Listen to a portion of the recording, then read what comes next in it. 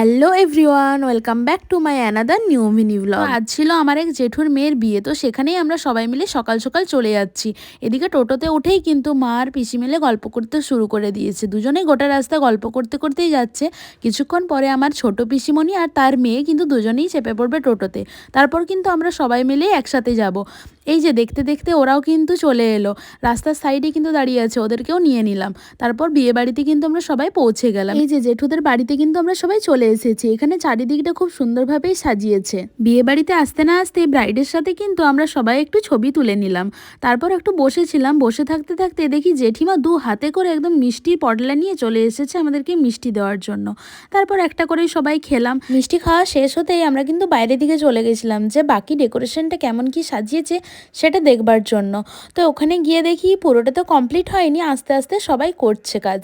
তারপর আমরা খেতে কিন্তু বসে গেছিলাম। দুপুর প্রায় অনেকটাই হয়ে গেছিল, প্রচণ্ড খিদেও পেয়ে গেছিলো। তাই বেশি দেরি না করে আমরা কিন্তু সকলেই ঝটপট করে বসে পড়লাম খাবার খাওয়ার জন্য। তো ফার্স্টে আমাদের দিয়ে দিয়েছিল লবণ লেবু শাক, বাঁধাকপির তরকারি, ভাত, আর তার সাথে ছিল শুক্তো। পরে দিয়ে দিল মাছ আর চাটনি। এটা খেলাম, খেয়ে পরে আবার ডেকোরেশনের জায়গাতে চলে গেছিলাম। ওখানে ভাইয়ের সাথে কিছু ছবি টবি তুলে আবার বেরিয়ে পড়লাম একটু ঘুরতে যাওয়ার জন্য। এখানে যেহেতু আমাদের অনেকগুলোই রিলেটিভদের বাড়ি আছে, ওদের বাড়িগুলোও একটু ঘুরতে যাব বলে তাই বিকেল বিকেল আমরা একটু সবাই মিলে হাঁটতে হাঁটতে চলে গেলাম ওদের বাড়িতে। তো এটা হচ্ছে আমার বাবার মাসি বাড়ি, মানে আমার দিদার বাড়ি। তো ওখানে গিয়ে আমরা কিছুক্ষণ বসলাম, দিদার সাথে গল্প করলাম। অনেকদিন বাদেই দিদার সাথে দেখা হলো, বেশ ভালোই লাগছিল দিদার সাথে। সন্ধ্যা পর্যন্ত কিন্তু ওদের বাড়িতেই আমরা ছিলাম। ওখান থেকেই আমরা রেডি হয়ে চলে গিয়েছিলাম আবারও বিয়ে বাড়িতে। এটা হচ্ছে আমার আজকের বিয়ে বাড়ির ফুল লুক। কেমন লাগছে তোমরা কিন্তু জানিও।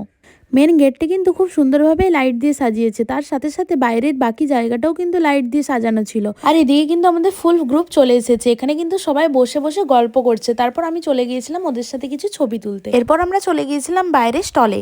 তো ওখান থেকে ফার্স্টে আমরা নিয়ে নিয়েছিলাম কফি, তারপর নিয়ে নিয়েছিলাম মাটন ঘুগনি। এটা খাওয়া শেষ হতে না হতেই আমরা নিয়ে নিয়েছিলাম জল ফুচকা, আর তারপর নিয়ে নিয়েছিলাম শুকনো ফুচকা। তারপর আমরা চলে গিয়েছিলাম কিন্তু দিদির কাছে, দিদির সাথে কিছু ফটো তোলবার জন্য। তো ওখানে গিয়ে দেখি দিদি এখানে ফটোশ্যুট করছে।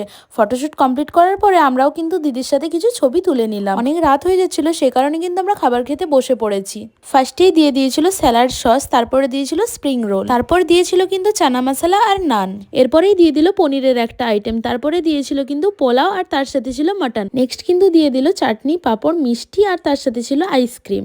এই ঠান্ডার মধ্যে আইসক্রিম খেতে কিন্তু বেশ ভালোই লাগছিল। তা করতে করতে এদিকে আমাদের কিন্তু টোটো কাকু চলে এসেছে আমাদেরকে নিয়ে যাওয়ার জন্য।